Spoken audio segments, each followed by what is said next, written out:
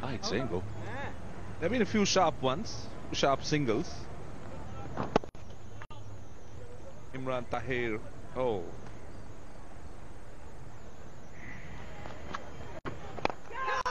Oh, he's going to try and attack it. Some danger presented. They won't be too upset about that, the South Africans. They've got Teranga looking to go after Tahir. Yeah, looking to hit with the turn. Just over mid-wicket.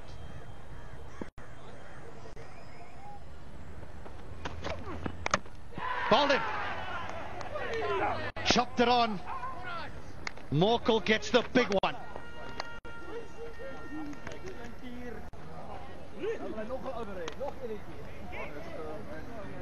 Nine times out of 10, Sangakkara would have crashed that through to the mid-wicket boundary.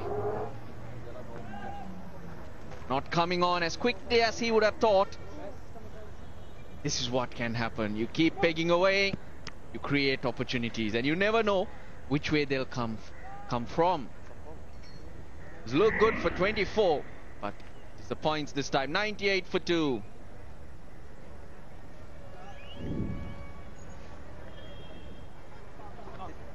Having recently announced that he will retire after the Pakistan series, Mahela Jayawardene makes his way to the crease.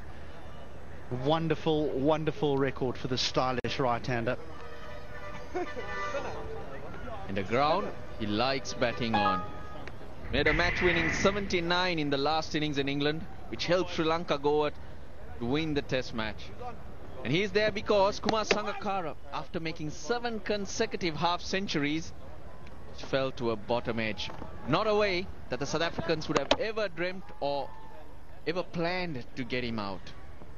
Well, I just mentioned he hadn't looked like getting out. He had looked in no trouble whatsoever. He'd looked magnificent.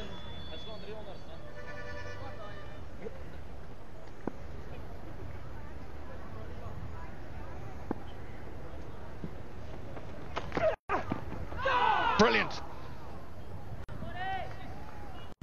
That one pitched further up, but it didn't bounce that much. Kept a little bit on the low side.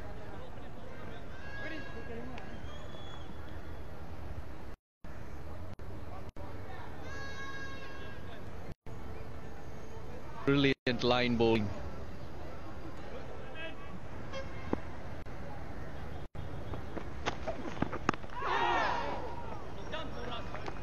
He's on fire, the big fella. He's also changed his angle of attack. He prefers to come around the wicket to the left-handers.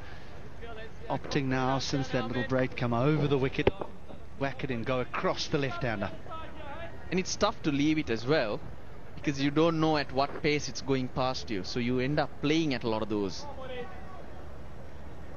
That was going through, you drop your hands, it's through. It's gone past you to the keeper. But here it's still in front of you and you end up poking at it.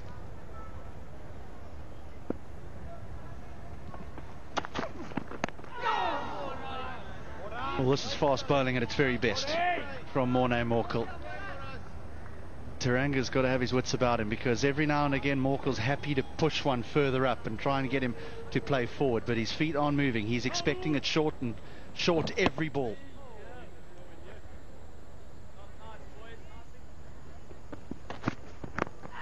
Big shot for LBW, and given. Steyn strikes.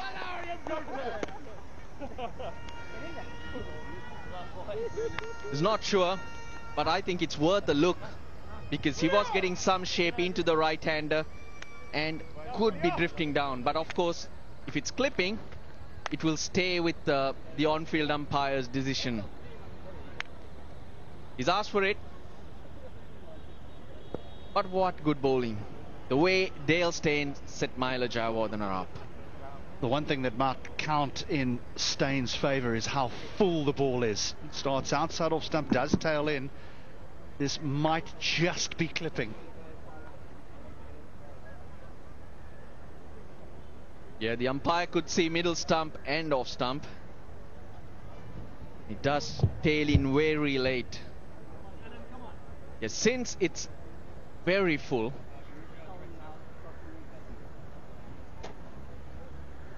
it could just clip, and that would be enough. to give South Africa their third wicket. So Jayawardene needs to hope that it's missing. It's not even clipping. It's crashing into leg stump. So 2 big wickets before lunch for South Africa. They're not big, they're huge. Sangakkara and Jayawardene are both gone. The bowling change, an inspired one from Hashim Amla after a serious over from Morne Morkel. It's Steyn who gets rid of Jayawardene for 3. Yeah, couldn't get himself in up against Dale Steyn. And he's produced a beauty. So South Africa go into lunch well on top.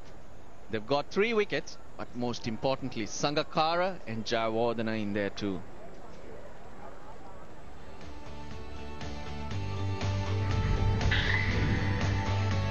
Three wickets in the session then. Silva, Sangakkara and Jayawardene. 104 for 3 is where Sri Lanka found themselves after starting off pretty well in that session and looking like they would weather the early storm. The South African bowlers, well, they'll be very happy with their work. 2 wickets to the spearhead, Dale Steyn, 2 for 17 for him. Morkel with the wicket of Sangakkara, 1 for 15 from 9. So, at lunch, 351 behind Sri Lanka after South Africa's 455 for 9 declared.